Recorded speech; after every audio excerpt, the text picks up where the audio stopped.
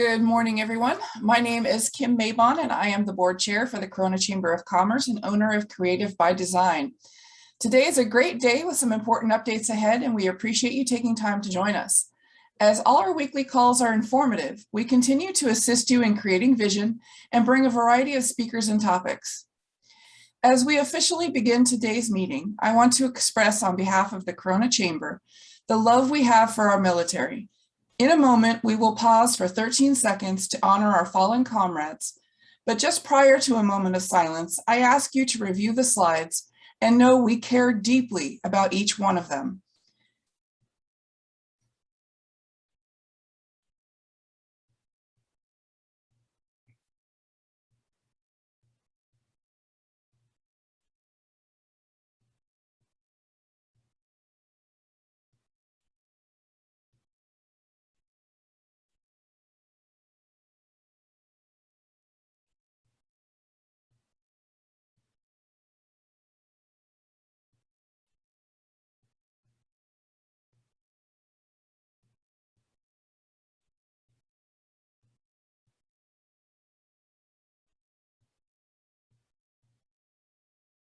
Thank you, everyone.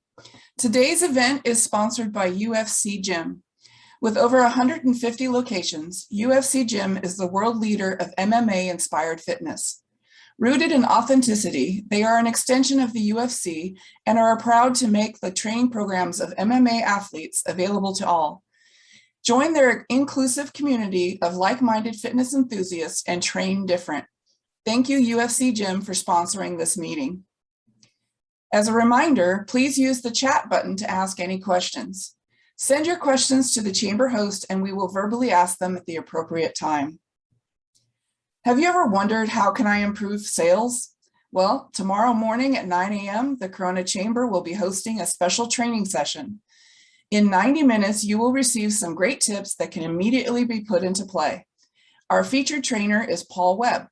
Join us live in person here at the Chamber for his Sales Master Course training. We have seen training courses of this magnitude for hundreds of dollars. There are a few seats left and it's only $25 if you're a member. Register now at the bit.ly shown on the screen. Our next Good Morning Corona will be held on Friday, September 10th. We will pay tribute to the 20th anniversary of 9/11. In addition, we will be honoring our Corona Police and Corona Fire departments, showcasing their one firefighter and police officer of the year. Sponsorships and exhibit tables are still available. Register now at the bit.ly shown on the screen. And speaking of 9/11, it was 20 years ago this year that America was attacked on our own soil. On Saturday, September 11th, the Corona Chamber, in partnership with the City of Corona, will be hosting a free event. The 20th anniversary commemoration ceremony will be held at the Corona Historic Civic Center. That is at 815 West 6th Street in Corona. We could use your help and support, and again, it is free to attend. We will begin check-in at 7 a.m. and we will be placing 2,977 flags in the lawn in honor of those that were lost. The official event begins at 8:15 a.m. with a host of various speakers. If you have questions, contact our CEO, Bobby Spiegel, at 951-733-1836. Please register at bit.ly/Corona Remembers 9/11. If you are a guest and not currently a member of the Corona Chamber, we welcome you to join our chamber family. Meetings like these are just one of the many benefits to being a part of an active, thriving organization like the Corona Chamber. Please outreach to Robert Yanez as he can review the many incentives for both joining and referring businesses to join. And before we begin with our next segment, let me share with you about those who are on this call. We have Vice Mayor Wes Speak, Corona City Council Member Tony Daddario, Tom Richens, and Jim Steiner, Wendell Bugtie, representing Riverside County Supervisor Karen Spiegel's office, and former State Assembly member, former Corona City Mayor and Council member Jeff Miller, former City of Corona Council member Yolanda Carrillo, and former Corona Mayor and Citizen of the Year Jason Scott. Thank you so much for joining today's call. Kim, At this time, Kim, Bobby? if I could, I just sent you a list of some others that are on. I Oh, apologize. So, okay. We also have Dr. Monica Green for Norco College and Kimberly Davison, Economic Development for City of Waldemar, Brad West of the of the Office of Brad West with Sabrina Cervantes. And I believe that is all. Did I miss anybody else? Okay. So at this time, we will shift our advocacy segment where our legislative advocate, Jeff Gibson, will share. Keeping a pulse on what's happening in Sacramento and Washington, D.C. can be a full-time job. With Jeff Gibson's thorough and complete research, he helps the Corona Chamber to act timely on projects and initiatives that help make a difference in shaping our community. As owner of Occidental Communication Group, his knowledge of complex political issues and the great relationships he has built ensure the Corona Chamber has all the tools to be effective on behalf of the business community. Please help me welcome Jeff Gibson to share a legislative update.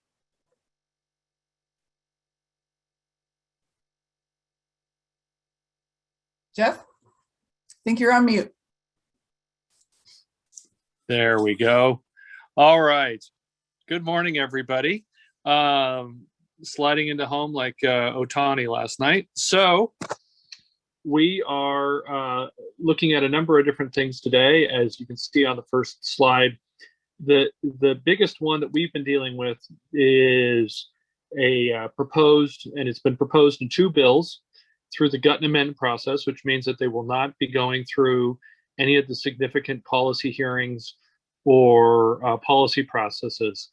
One has already been defeated, in part because of our work with the larger business community, and the second is unfortunately very active, and it is very possible to pass. So the first was a effort to amend AB 455 by Assemblymember Bunny Wicks from the city of Berkeley. And what it would have done was require every property owner in the state of California, every business owner in the state of California, to electronically verify the vaccination status of every single person that came in contact with their facility. So now, independent. Now, all of the discussion we're about to have has nothing to do with vaccines. It has nothing to do with COVID. It has to do with the imposition of a ongoing and permanent mandate on you as an employer, on you as a property owner, on who can enter your property, and that you would have to verify the entrance of that property electronically and immediately to the state of California using a GPS connected device and a GPS connected app. And the person that you were verifying their status would have to reveal to you their health history, to which they would have to also be logged in to the state app, which is GPS located. And so it's not unusual at all to go to the idea that this is an employer mandate. Legislation is a permanent policy prescription, and it does not go away easily. It is not removed or amended easily. It does not move or work like, for instance, say a pandemic moves and changes with variants and outbreaks and all sorts of different things. A piece of legislation is permanent, or should be at least considered as permanent. So AB 455, for about 7 days, was under heavy negotiation with several legislators. The legislation leaked to the public, and within 72 hours, we were able to beat that back. Unfortunately, as part of that negotiation, the California Chamber of Commerce, splitting away from all other employer groups, decided to back another effort, AB 1102, by Assemblyman Evan Lowe, that seems like a good idea until you play out precisely how this would work with the state. And our criticism here is based on 150 years of the state history of the state of California on every single mandate gets moved, changed, worked through to become a permanent mandate on employers. And the mandate here would be that if you and your business decided to enforce a rule on a vaccination mandate, you just said, hey, look, we don't want anybody coming in that isn't vaccinated, and we'd like you to show us proof, which you can do now. You are perfectly empowered to do. You can refuse access to anybody if you would like, as long as it's not discriminating against for the grounds that we've discussed thoroughly on race, gender, background, etc. As long as you're not doing that, you can say, I don't want to do business with that guy, and go about your business. But what it would do is it would relieve from state liability from being sued in state court over being liable for forcing people to essentially take a vaccine that they may or may not want. Well, that sounds fantastic. It sounds like something business can get behind, that you're relieving liability. Play it out now. The next thing that a regulator would then be empowered to do is say, okay, you've been released from state liability. There should be no reason why every business now enforces this. And if you don't enforce this, then your cosmetology license will be coming up, because as a holder of a state license in the state of California, you are pledged to do everything you can to follow state business orders. And now we can go forward with a full-scale vaccination mandate throughout the state. And so forcing your business, which previously didn't want to have anything to do with any emerging political anything, and unfortunately still exposing your business to federal lawsuits and class action suits happening through the federal courts over this. So again, it has nothing to do with vaccinations. We ask each of you to be as healthy as you possibly can and to make all of the accurate decisions that you possibly can. We're not issuing any sort of advice on any of that. What we are here to do is to make you and your ability to employ people gainfully, healthily in the state of California, if healthily is a word, not quite sure, but that's what we do here. And that's why we are here working for you every day. And that's the major pursuit of what we do here at the legislative, at the Legislative Action Committee. So happy to answer any questions on that if there are any. We will keep you updated. Unfortunately, this is a gut amend. So if you go and you look up that bill, it is not going AB 1102.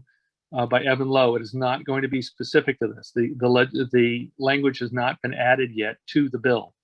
The California Chamber of Commerce has been going around to business groups and others trying to get them to endorse the bill.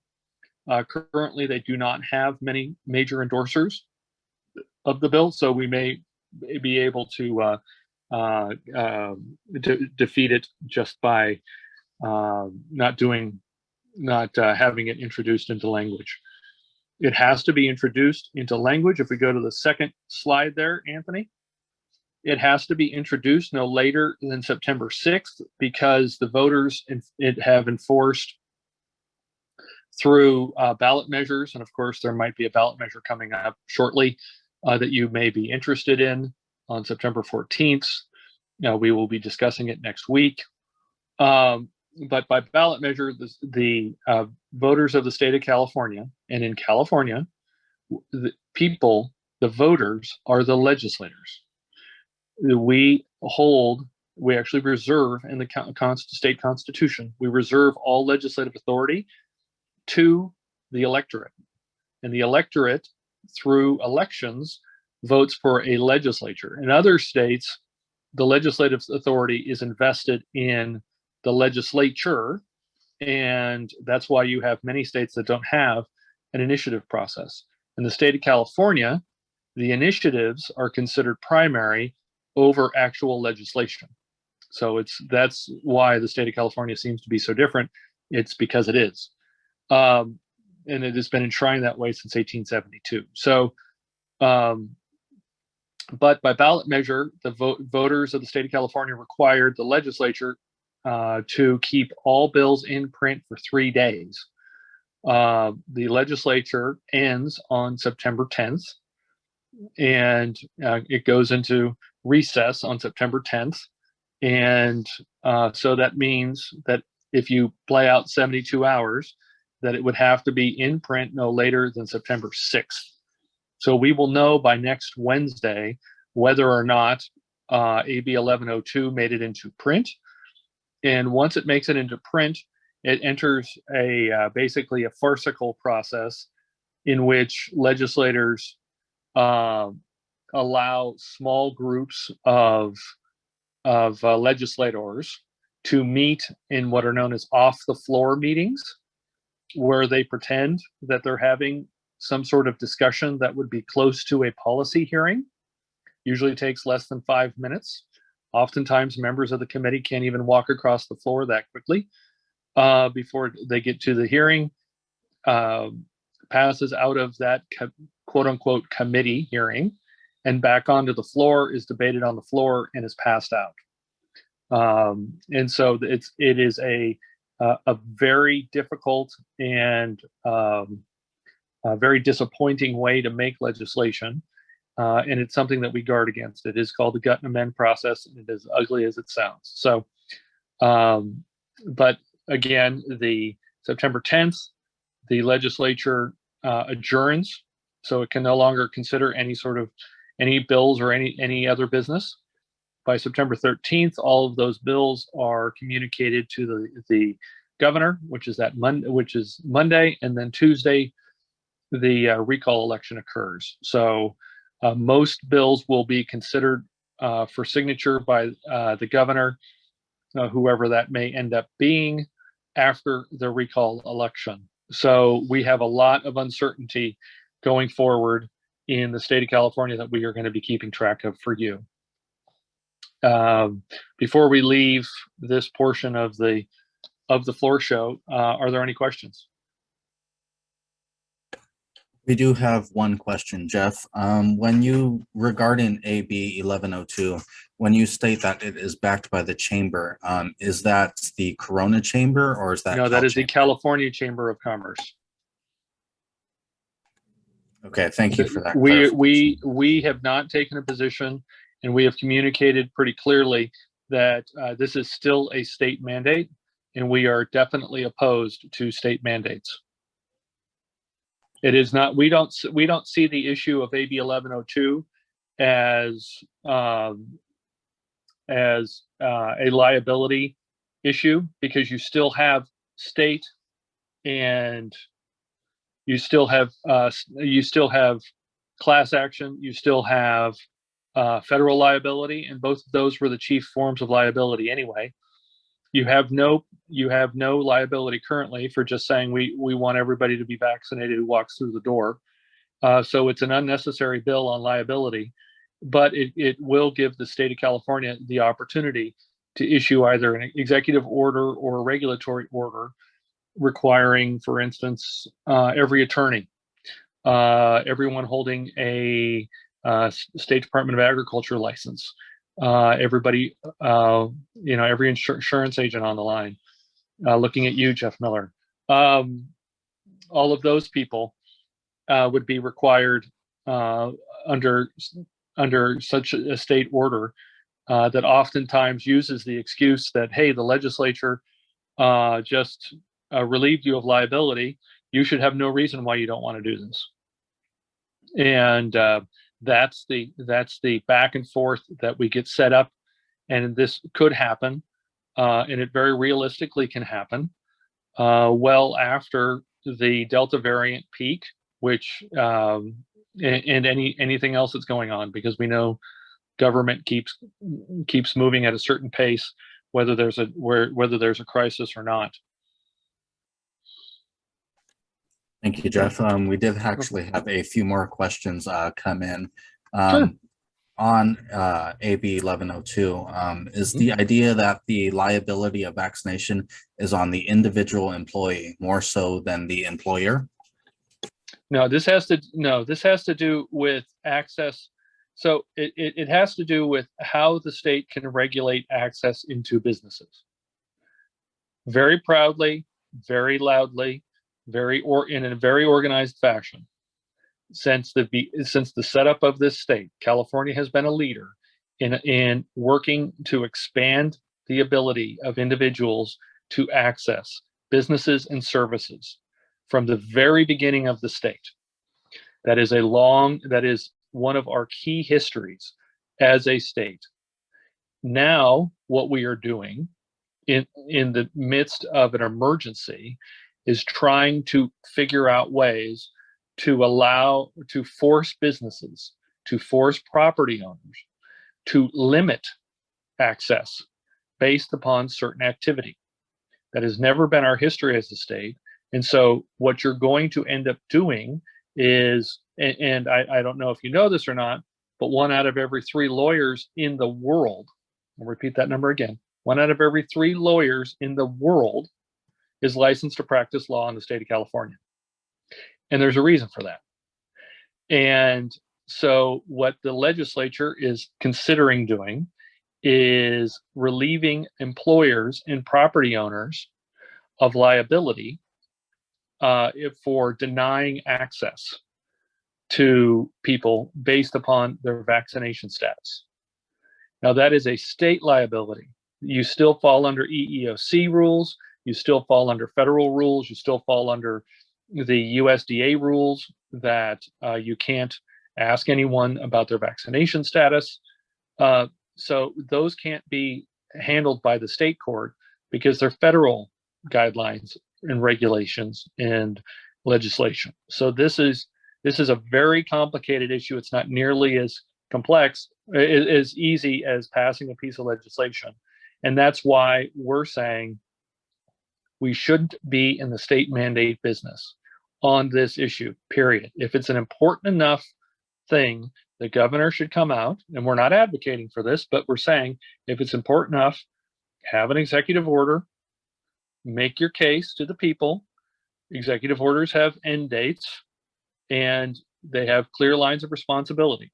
Don't force this on business owners through a tangled web that will last well into 2022, well into 2023 and beyond, because we've seen this repeatedly throughout the history of the state. So it isn't between who is responsible for getting a shot. It really has very little to do with vaccinations. It has to do with who is able to stand in the doorway and say, I'm sorry, I can't serve you.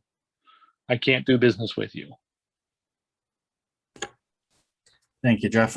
We do have 2 more questions. I can combine them. If you can answer them very quickly, please. Could the governor sign bills on September 13th? And can you summarize the last-minute tweaks of SB 9? The governor can sign bills whenever they are sent to him by the legislature. So SB 9 and SB 10 were passed out of the legislature. We talked about them last week. And SB 9, the last minute tweaks are extremely technical. Most of the single family homes in the city of Corona would fall underneath them. Most of the area basically along Harrison, north of the North Main section of the city would fall under SB 10, which allows property owners to rezone their property to put up to 10 apartments on each parcel. SB 9, for those who weren't here last week or may have forgotten, SB 9 is considered the duplex bill because it would allow homeowners of single family homes in urban areas. Urban areas is basically deals with if you live in an area that's served by transit, or you live within 1.5 miles of transit. For most of Corona, whether it's Foothill Parkway, whether it's Magnolia, whether it's Maine, whether it's McKinley, it does live extremely close to transit, and so you should consider that under SB 9, if signed by the governor, that there may be homes in your area that can split into 2 lots. And so it's been called the duplex bill. Well, unfortunately, it also interacts with last year's executive order on additional dwelling units. So you can put right on your lot line. In fact, it can share a common wall with your lot line, an additional dwelling unit, which could be a very sophisticated granny unit with a concrete floor. It can be anything that, pretty much anything that you would like to name it. It now goes through with what's known as ministerial approval. The city acknowledges that, yes, this was built. Well, under SB 9, you can now split your property so that your backyard unit, for instance, is on a different parcel than the rest of your home. And then, depending upon how big your home is, you could then split. You could add another ADU to each of those new parcels, and then you could split that again, and you would end up having 6 separate parcels from where you had one. And all the city would be able to do under SB 9 is make sure that you would have 6 dedicated parking spaces, along with a couple of other issues. So those are basically the tweaks at the very end on our urban property. But just before it passed, the city and county of Los Angeles came out unanimously against it because of the effect it would have on minority home ownership. But the legislature saw fit to pass both, and they are headed to the governor. The legislature and the governor the legislature can send bills once passed to the governor whenever they would like, and he can sign them between now and October 10th, whenever he would like, or she would like, if there's a recall and we get our first female governor or whoever. But yeah, they can. There's no constraint on signing bill. There isn't a bill sign. There's generally a bill signing season. It generally starts the Monday after the legislature finishes its work, but that's not enshrined in law anymore. Thank you, Jeff. You can move on to your. All right, then going on to the third slide. So, as we've seen from time to time, what you get when you have an initial announcement of economic growth is you have to usually wait a month to 2 months to see if that actual number panned out. And what we've been seeing in the last several weeks were some pretty blockbuster numbers. It was reported that in June, that in May, you had over 1 million jobs produced. In June, we had nearly 1 million jobs, 943,000 jobs. In July, they were talking about that there were 745,000 jobs. That came out middle of last month. And then quietly last week, all of that was recalculated and greatly revised. And in actuality, in June, you didn't produce 943,000 jobs, you produced 734,000 jobs. Well, that's a very nice month. That's very good, but you're off by 15%. In July, we did not produce 743,000 jobs. We actually produced closer to 364,000 jobs. And in August, according to ADP, we don't have the final numbers from the federal government. It looks like we produced in August, which ended yesterday, about 374,000 jobs. Now, we are 6 million jobs away from being at the peak employment that we were at in March of 2020 before the shutdowns began. And we are 8 million jobs shy based upon our growth rate that should have been produced in 2020 and so far in 2021. So we are 14 million jobs shy of saying we are fully and completely recovered from any of the lockdowns, pandemics, emergencies, anything that we've lasted through as a great nation in the last 18 months or so. And so what we decided to do at the LAC was to dig into those numbers a little bit deeper for us to see, well, if all we're producing are really high-end jobs, getting those lower numbers, running 1 million jobs behind where we thought we were, where it was announced we were, wouldn't be so bad.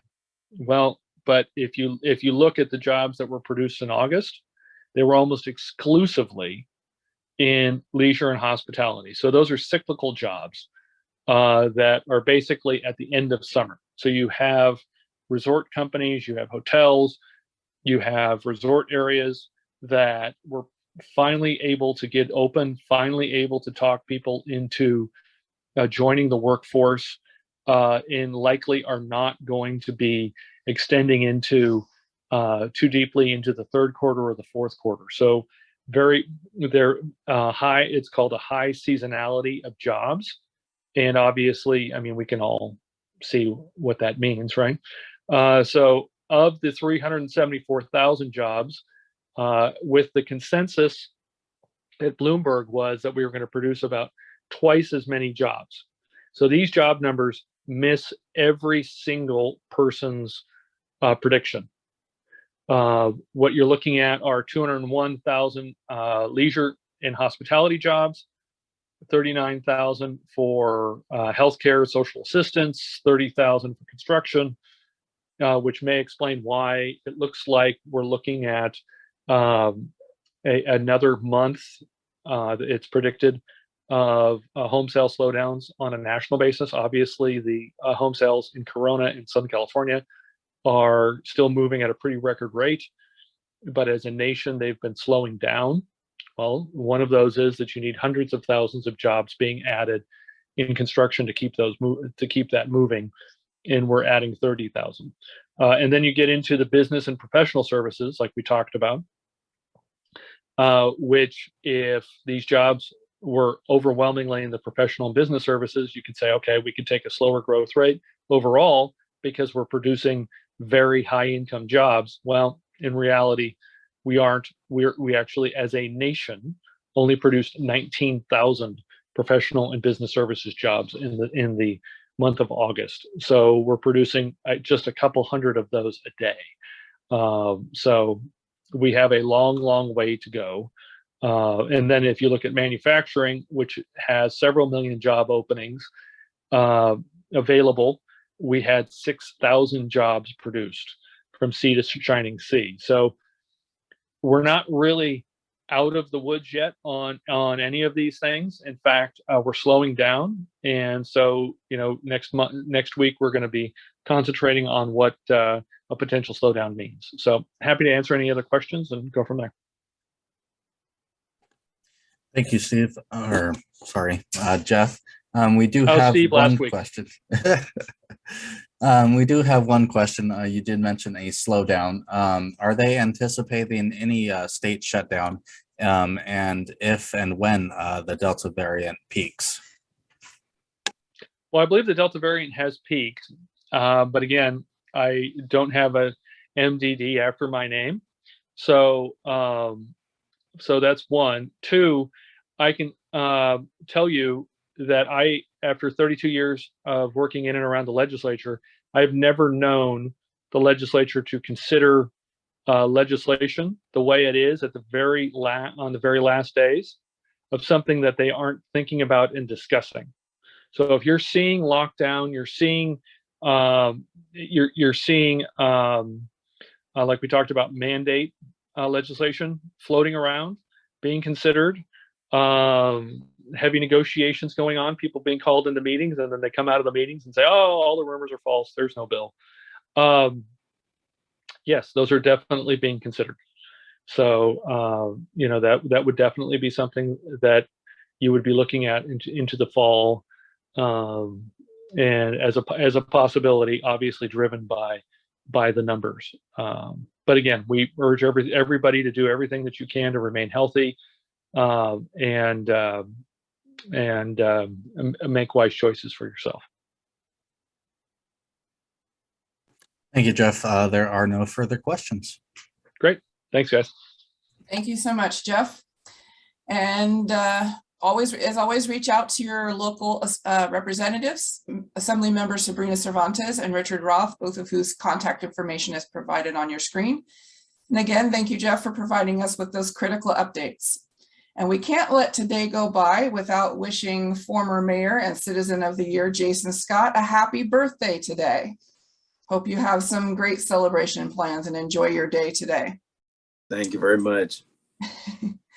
Once again, we'd like to thank today's sponsor, UFC Gym. No matter your age or your athletic ability, beat the routine and train at the caliber of world champions. Learn more at ufcgym.com. If you would like to sponsor a future business briefing, please contact the Chamber. Register now to join us for next Wednesday, September 8th, for more advocacy news. Thank you, everyone, for attending. Our meeting is adjourned.